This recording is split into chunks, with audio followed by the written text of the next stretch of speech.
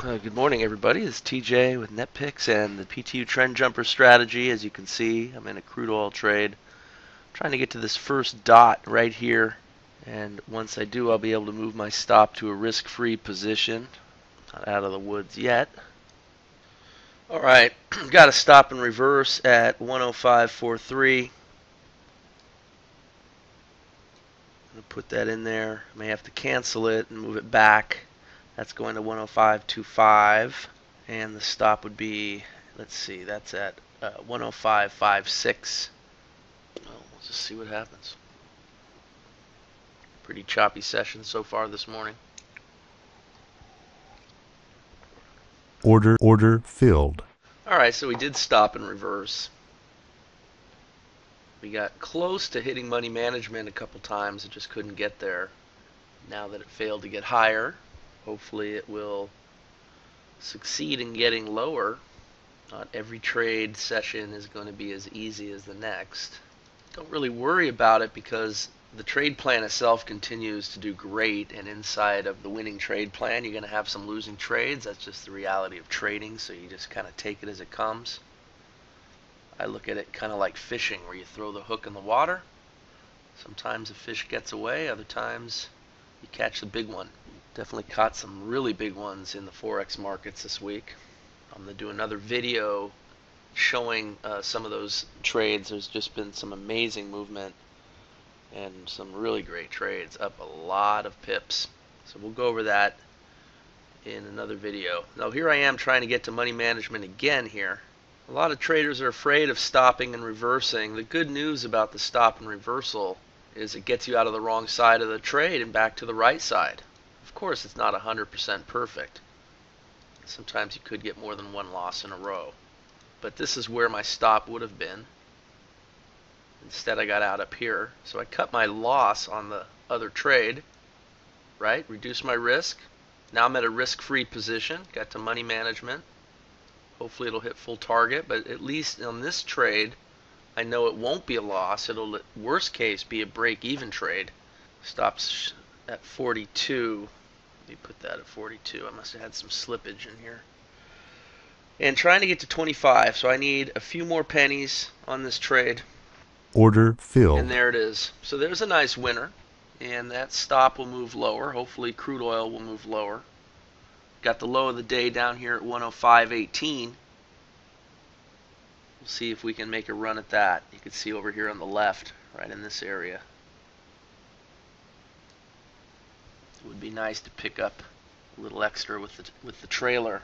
I'm watching a Renko chart as well, just trying to get a feel for that. Renko charts look really great with the trend jumper. And heating oil just hit a winner. Heating oil futures. That one also started off a little rough. Had a couple choppy bars in there that signaled a few trades, but it's worked itself out really nicely. Heating oil, it's so explosive that after, sometimes when you have choppy price action, it finally breaks out, you pick up some really nice runners with heating oil, even more so than with crude. So I'm glad there was a stop in reverse because it gave me the chance to show you how I do it.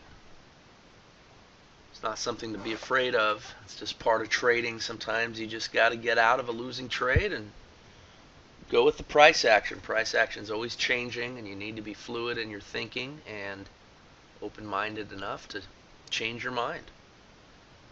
Let me jump over to the Dow eMini really quick here. Got a trade on the Dow eMini. I'm going to place 15,581, and this is butting up against the high of the day. I'm still going to take it. It's a small enough trade where I'm not going to worry about it. This is the kind of trade that if it breaks out can turn into a really nice move. Order filled. Crude oil ended up stopping out with only one tick on the trailer, so we still need to pick up another winner on crude oil. So 81 to 89. This is the smallest trade on the Dow eMini that I like to take. If it's smaller, I'm going to end up ignoring the targets and just using this green jump line to guide my exit. 8 points is the smallest, and that is 8 points to that target. So It's just one of those low range days, at least so far. We'll see how that goes. Keep an eye on that. You can see that I'm risking more than the target, and I don't really like this setup. A lot of that has to do because of the key level adjustment on the entry. We discussed this in training a lot, but you notice that the entry is quite a bit higher above the setup bar than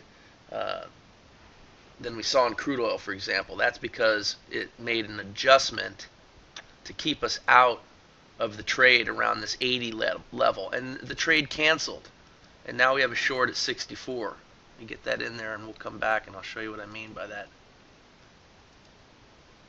Okay, so this one is a much better trade. It's going to 15.544. That'll make a new low of the day if it gets there. I'm going to keep an eye on that. In fact, I'm going to move this up to one tick to 4.5, and the stop on that is 81. And now you see a much nicer risk reward, more reward than risk on that first target. So back to the other trade. Notice how even though the risk reward was skewed against me because I made a key level adjustment, the calculator moved the entry up above the 80. Notice how the price spiked up to 80 and then quickly moved down and would have stopped out. And so it's like buying an insurance policy.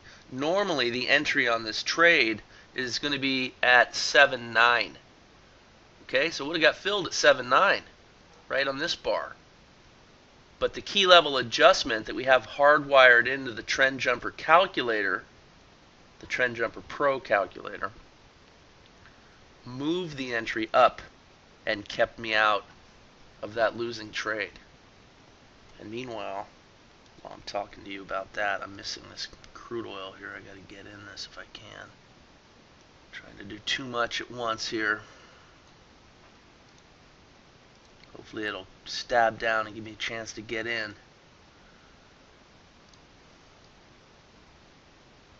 Talking about key levels, and then I miss a trade. This is another key level the adjustment was made. That one went to filled. 59. And this one adjusted up above the 60, but it did get through to 61. This is not an attractive looking chart, as you can see. Just a lot of flaky action. Came down and tested the low of the day, failed, now is going up. Can it get higher? All I need is another winner, and I should be able to hit my goals for the day. That is 2 winners and a positive result. And again, the risk reward is a little skewed here because this entry would have been at 5.9 right here. Okay, but gave up 2 ticks. Again, it's the cost of insurance. This time the key level didn't hold, and that trade did get in. And now that it did fail to get lower and make new lows, I hope this isn't just going to snake around this 50 EMA here, which we sometimes see. In fact, closer look. Yeah, you see, you had a nice move down this morning before our start time, and then it came back, worked its way up to the 50 EMA. Now, you could put this on any chart, and you're going to see this over and over again. I don't care what time frame. When you get that extension away from the 50 EMA, the price always is going to want to move back to it. And it may go through it and keep going, but more often than not, depending on the move, of course, depending on a lot of things, time of day, whatever price wants to do. But in this case, you see how it just orbits around the 50 EMA? And it's kind of stuck in this no man's land now between a 200 and a 50 EMA. Hopefully there's enough buying pressure for it to come up now and test the 200, and if so, we'll hit our target. So I'm comfortable with this trade, and I need to get order filled. And there it is. Hit full target. You see? That worked out really nice. So 2 out of 3 this morning. Luckily, I was able to grab that trade. It's always important not to try to do too much when you're trading. It's always wiser just to focus on what you're doing. Of course, I'm doing a training video here, and if I flip back to the YM, this trade, this short trade, hasn't canceled yet. And in fact, I typically would go for the pink trade, the inside trade. That's Order something we talk filled. about in training. But that one did cancel, but the blue one didn't. We'll let this stay on for a second more, a few minutes more, however long it takes. And crude oil only got one tick again on the trailer, but still another winning trade. So not so bad. Reduce the loss on the first trade. Full winner and full winner. Unfortunately, I'm missing a possible move higher, but you know, money management is money management, and it saves us a lot. And it did come down. Remember, we hit that first target. It actually had to hit the first target and go a little further in this case, and then the dot moved up. The Trend Jumper Pro calculator is dynamic, and it knows sometimes when a setup bar is a little small, the trade is a little smaller than what we want to see. It needs more than one thing to happen. It had to hit the first target, and then it had to go a certain distance, and that's programmed in to the calculator. And once it went that far, then you can see on the green bar here is when the stop moved up to lock in a tick. And you're never going to be perfect. Sometimes you wish you didn't lock in the tick because you could stay in for a deeper move. On the other hand, look back on the prior trade. The tick saved us, right? And that's what we want. It worked great on the short trade. On the long trade, we kind of want to still be in this. But, you know, you got to take one with the other. It doesn't always work. I got to cancel this YM trade because it canceled. We'll wait for new setup on the YM. Everything's choppy this morning and doing pretty good. The trend jumper's working out. And of course, I wanted to trade soybeans too for you. And soybeans is kicking butt, but I'm not in that trade because, once again, trying to do too much at the same time with the training video. But we can go ahead and take a quick look. I'll show you. You see, soybeans is just wonderful. And it starts at 8:30. You know, up in here,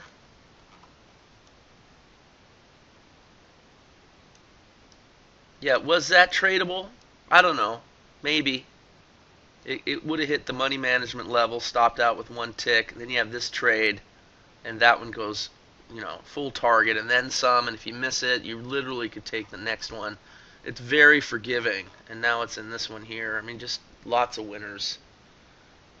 Actually, this one would have stopped out at money management. Well, maybe we'll grab another soybean trade. But soybeans actually finished its session according to the trade plan really quick, really easy, as usual. And I'm going to show you a Renko chart really quick on crude. I mentioned that. Let me show it to you. Did a video on Renko the earlier last week or earlier this week. And it didn't escape the morning noise.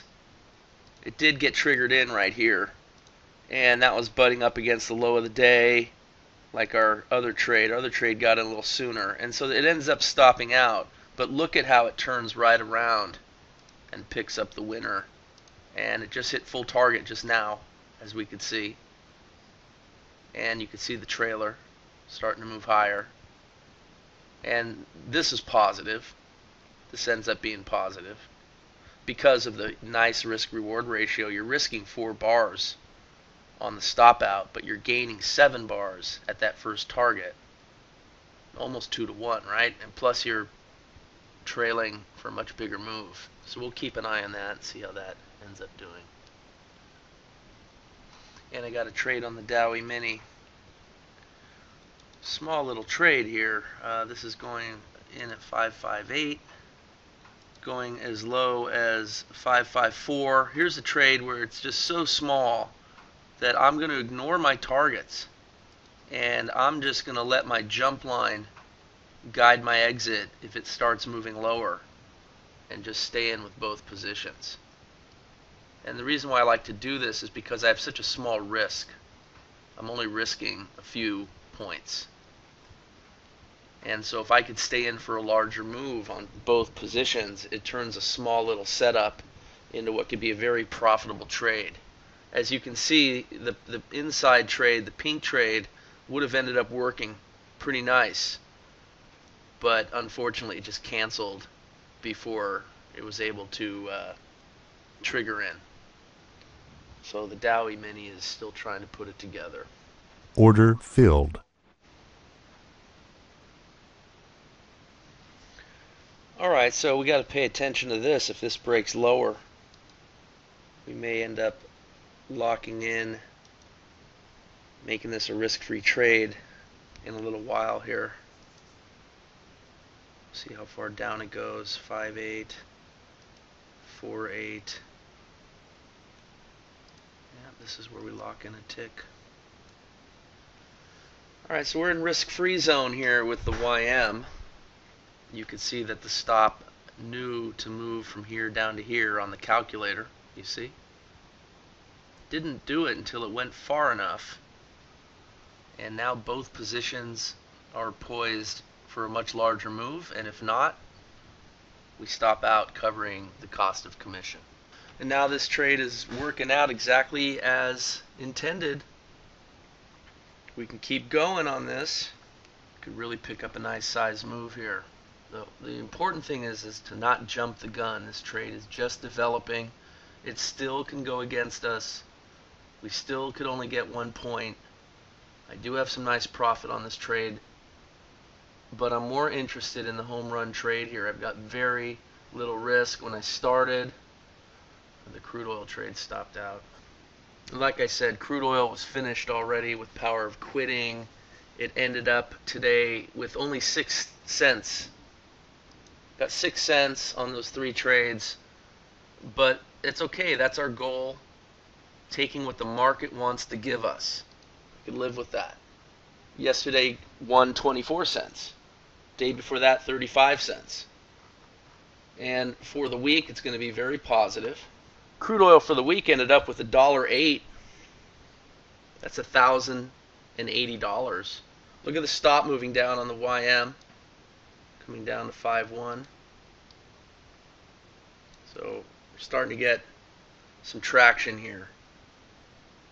And we can expect this to pull back, and we're going to want to try to stay in the trade for a larger move. And I can't stress the importance of our power of quitting goal setting strategy and how that affects our bottom line on a steady basis. The whole philosophy that we trade is in tune with our strategy. And the whole idea is to make money as traders. And making money as traders is reflected in your bottom line based on your trade plan, or lack thereof. The trade plan says to quit, we quit. We don't put our personal needs in front of the needs of our trading. There's always another session. Imagine having a 6-cent result and then continuing to trade and taking a loss and then another loss and ending up negative again without any certainty of what the outcome will then become. Meanwhile, it's Friday. I don't want to go into the weekend with a loss if I don't have to. So I'm perfectly happy to take what the market wants to give me, especially on a choppy session like today. This will be the final trade on the Dow eMini also. This one achieving its goals. I use a power of quitting 1, full target winner, and a positive result. This is clearly a full target, even though we ignored it. We will clearly have a positive result. I'm not moving my stop. I'm working around the 50 key level right there. The calculator knew that. Notice how it didn't follow the jump line lower, because it's adjusting around a major key level, the 15,550, just right there, 15,550. And hopefully that'll provide enough protection for another leg down. Regardless, it's a positive outcome. We can't control what the market's going to do, but we can control what we do. And the trade plan guides our every move. And as long as we lean on the trade plan and lean on the strategy, we are good traders. And we will get positive results on a steady basis and grow our accounts. And that's what the whole point is. It's not a race. It's not a competition. From my point of view, it's just a business. And every trade decision I make is a business decision to further my business, to move it along, to make money. The philosophy is so important that it matches your style of trading. Because if you can stay within your philosophy, and it's a winning trade plan and winning strategy that tunes up with your philosophy, then you've got everything you can ask for as a trader. And then it's just a matter of executing the trades. All right, flipping back to the Renko chart on crude, I just want to show you what's going on here. We were looking at this trade. You can see that it hit the full target, and the stop is behind the jump line. So this trade is still going. Not sure if it's going to survive. The stop is 1 bar below this last red bar, so there's a good chance of moving higher here. We'll see. Come back to that in a moment. Letting this trade develop further, seeing if it'll push lower for a bigger move. I'm perfectly fine if it comes up and stops out. It only picks up 7 points. 7 points on 2 positions. You know, $70 is not that much. I can go in with a much stronger position, but I like to do these videos with just the basic 2 positions. A lot of traders just aren't capitalized to trade more than that, and I don't want to send the wrong message. I think you have to trade smart and be responsible with your risk. And as you grow your account, you can push up your position size. I mean, this would be $140, right? If it was 4 positions, do the math, put on more positions, but you really don't want to risk more than 2% of what your trade capital is, because you will hit some losses. You have to expect that, and you want to still be able to keep trading. So you put on small risk and you grow your account little by little. Helps you stay comfortable with your trade decisions. This stop has moved down to 4.7. I've got a little spike that goes up to 4.8, which would have me push it up to 5.1 again. I'm just going to leave it at 5.1. Now it's moved down further to 4.6.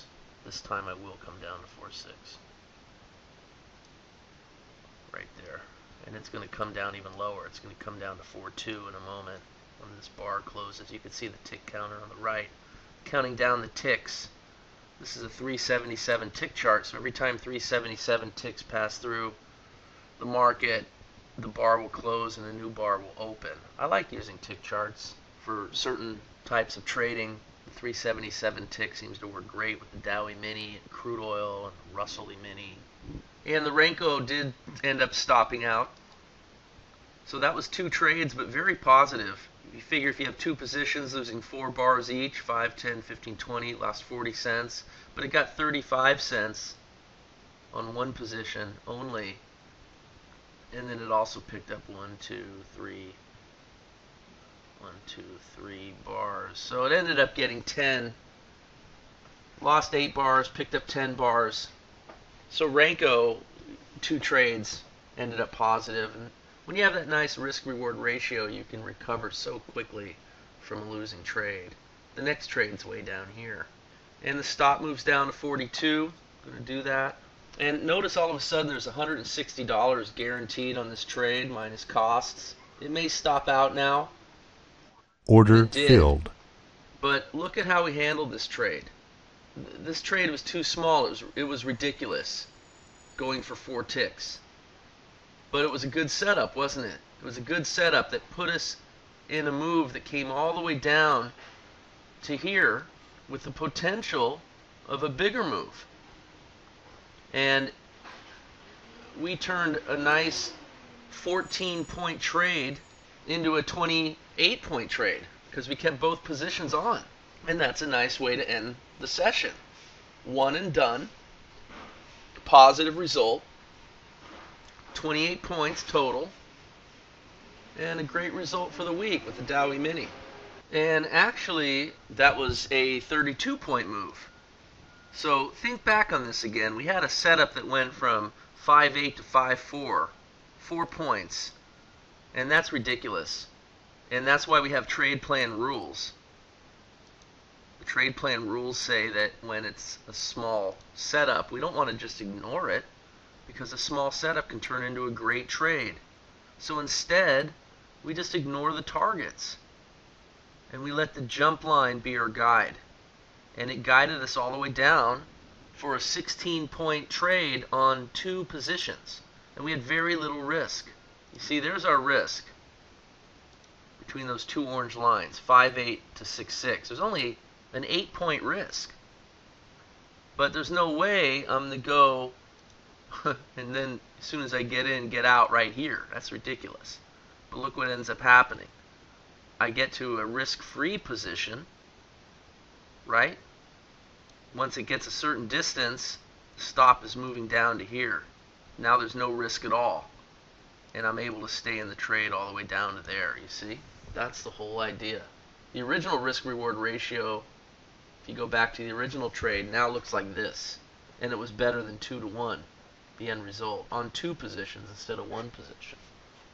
So you don't want to ignore the tiny setups, you just have to handle them a little bit differently. And so the YM pulls it together and ends up with a 46-point week on not a lot of trades. I mean, earlier in the week, with the rollover that just occurred last week, September contract rolling into the December contract, you can see another trade now taking place. And if you are going for a power of quitting 2, this is the trade you would be in. And that one, you can see it hit the full target from 34 to 26. Okay, that's your 8-point, the smallest trade you'll accept with this trade plan, and you can see why.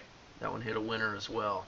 And you'd lock in 1 tick on the remaining position. So you'd have a risk-free position and another full winner. But my trade plan is only power of quitting 1 with the Dow eMini. So another pretty nice session. So far everything is done well. Heating oil ended up quitting with a positive result. Wasn't able to trade that this morning, but I certainly keep an eye on how the trade plan is doing, and that one did quite well actually. Well, that one finished with 29 ticks. So a modest gain today, but for the week, heating oil was up 361 ticks, so a really great week. In fact, it was one and done for the last 6 sessions in a row. And today took a few extra trades to get there, but no big deal. Still a nice positive result. So winners all around. Just got to be patient, stay with the trade plan, and the trend jumper will continue to serve you well.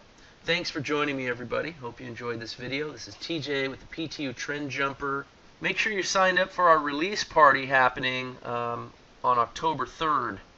Where the trend jumper will be released to the public once again, and you want to make sure you're signed up for that. You'll be able to see some more free demos and learn more about the trend jumper and get on board with us if you care to. Have a great weekend, everybody. See you next time.